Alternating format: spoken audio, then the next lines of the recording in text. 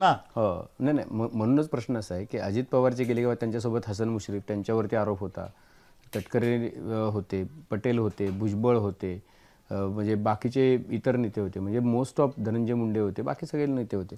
Most of असे major नेते होते की ज्यांच्यावरती आरोप होते. म्हणून हा प्रश्न निर्माण झाला की अरे हे भाजपसोबत जायचं आहे सत्तेमध्ये, म्हणून सत्तेचा वाटा घ्यायचा आणि आपल्याला यशवंतरावांनी सांगितलंय मग ते त्यांनी लाईन पुढे आणली म्हणून गेले की चौकशांमुळे गेले, असा एक प्रश्न शेवटपर्यंत नाही, होता. एकतर चौकशा या होत्या. लोकांचं प्रेशर होतं की आपण जाऊया बाहेर आणि घरावर छापे पडायला गेलेत आणि आता घरामध्ये आपले प्रॉब्लेम झालेले आहेत. आणि तशी स्थिती शरद पवारांच्यावर पण झाली होती. शरद पवारांच्यावर जेव्हा ईडीची नोटीस आली तर शरद पवार म्हणले की मी उद्याच येतो चौकशीला. आणि मग जे मागा महाराष्ट्रामध्ये झालं त्यांनी मग ईडीने त्यांचा नादच सोडून दिला. आता हीच अपेक्षा पवारांची की यांच्याबद्दल होती. अच्छा, हे सामोरे जातील. हां, म्हणजे काय काय काय करते पवारांचं म्हणणं असं की काय करतील काय ते. पण असं आहे की केंद्रातल्याच राजकारण्यांनी सुद्धा काय हे आहे, म्हणजे तुमच्यावर डायरेक्ट नाही करायचं.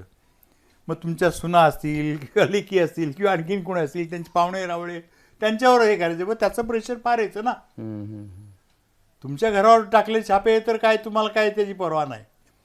पण तुमच्या बहिणींच्या मुलींच्या सासरी जर ते छापे वगैरे पडले तर त्याचं प्रेशर येतं. आणि तसं प्रेशर अजितदादांवर खूप आलं होतं, त्यांच्या नातेवाईकांवर खूप खूप आलं होतं. आणि ते त्याच्यामुळं ते वैतागलेले होते त्या सगळ्याच्यामध्ये. बरं, बहिणी काय म्हणणार, आम्ही काय राजकारणामध्ये नाही, तुमचं काय समज, तुमचं तुम्ही बघा ना तिकडे, आम्हाला काय त्रास देता. तिला ते सासर सांभाळायचं असतं. मला आता ते हे सगळं झालं छाप्यांपर्यंत, अजित पवार गेले, मग नंतरची हिस्ट्री जवळपास आता महाराष्ट्रातल्या लोकांना तर माहिती आहे की काय झालं. अजित पवारांचा अकाली मृत्यू झाला असं म्हणायला लागेल, कारण की अपघात झाला, कधीच कोणाला वाटलं नव्हतं. ही वॉज व्हेरी फिट आणि फाईन. आता प्रश्न असा आहे की त्यांच्या मृत्यूनंतर दुसऱ्या तिसऱ्या दिवशी चर्चा चालू झाली ती विलिनीकरणाची, आणि त्या विलिनीकरणावरून खूप राडारोडा चालू झालेला. नाही आता मुद्दा असा आहे की एवढा आग्रह जो आहे तो, माझा पहिला प्रश्न जो आहे तो राहिलाच आहे तसा, पण की घाई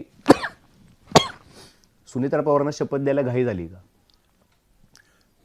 तर तेच मी सांगत होतो की हे सगळे फोर्सेस एकदम ॲक्टिव्ह व्हायला लागले.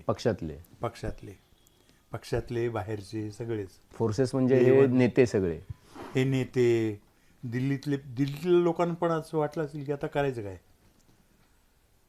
आता हे जर गेले, आपलं अजित पवार गेले, शरद पवार सगळाच पक्ष बळकावतील.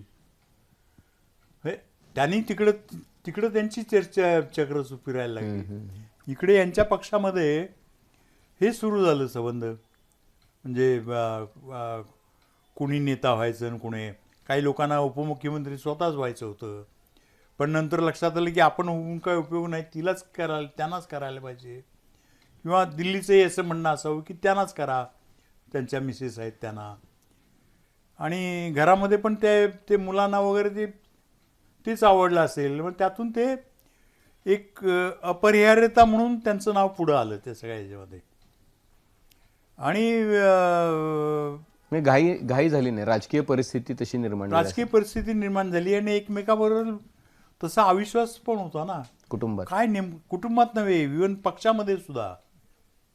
काय करतील आता हे, म्हणजे उदाहरणार्थ प्रफुल्ल पटेल काय करतील हे तटकरेंना विश्वास नाही, आणि भुजबळ काय करतील हे तटकरेंना कळत नाही.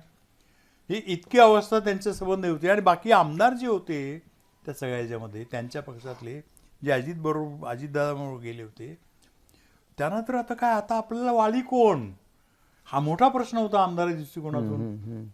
कारण अजितदादा होते त्यामुळं काय प्रॉब्लेम नव्हता, त्यांना पाठीशी ते होते.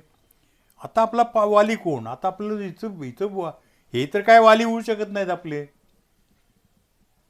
त्यामुळं मग काय, मग असं आहे की मग पवारच वाली आहे, दुसरं कोण आहे, असं एक ते आमदारांमध्ये पण सुरू झालेलं होतं.